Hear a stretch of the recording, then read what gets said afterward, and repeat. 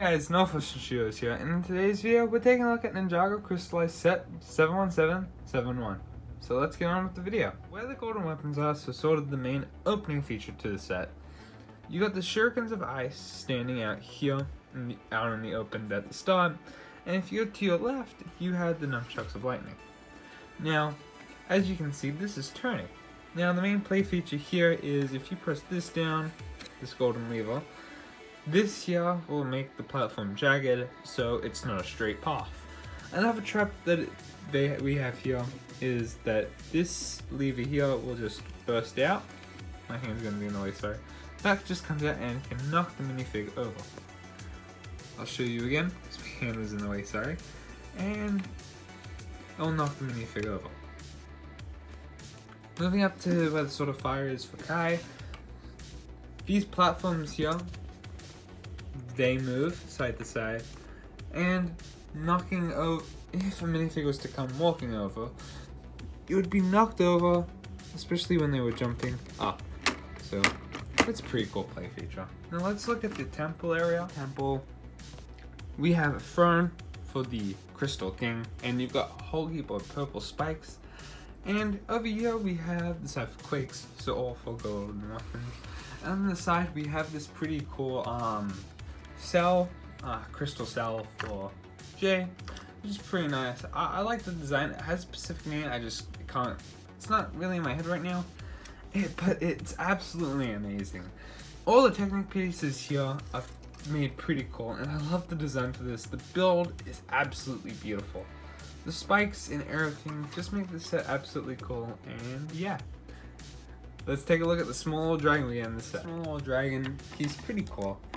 He's made out with a roller skate piece and a couple of that minifig hinge where you can stand your minifigs on. It's come in most of the Marvel and DC minifig packs, and it's a pretty nice build. I like these builds, and I feel like we should get more of these little guys. So let's take a look at the minifigs. So in the set we get our four main ninja, Jay, Cole, Kai, and Zane. They're in their sort of hunted suits where they're running away from the cops.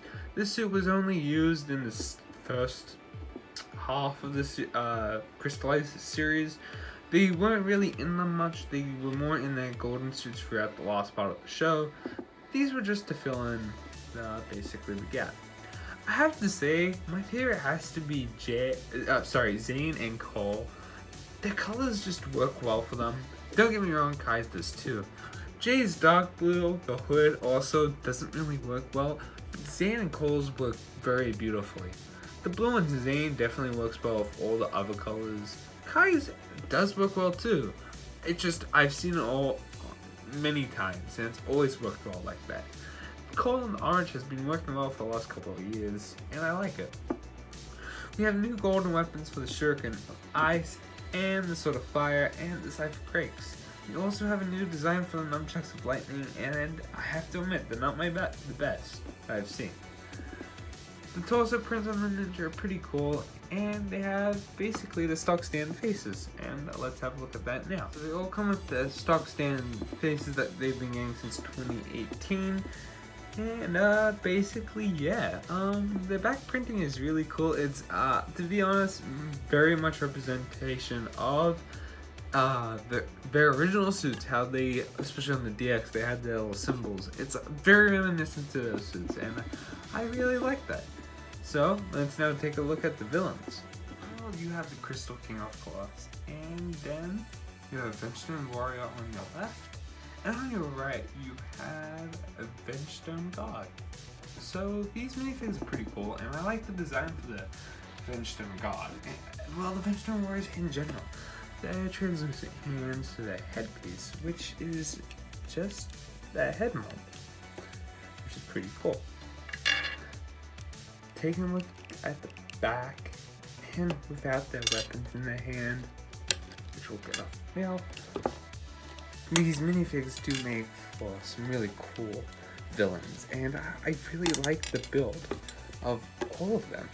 Taking a look at the oval Crystal King's face behind the mask, it is the Overlord, and this fate mask print and the helmet print is all new. Taking a look at the back torsos.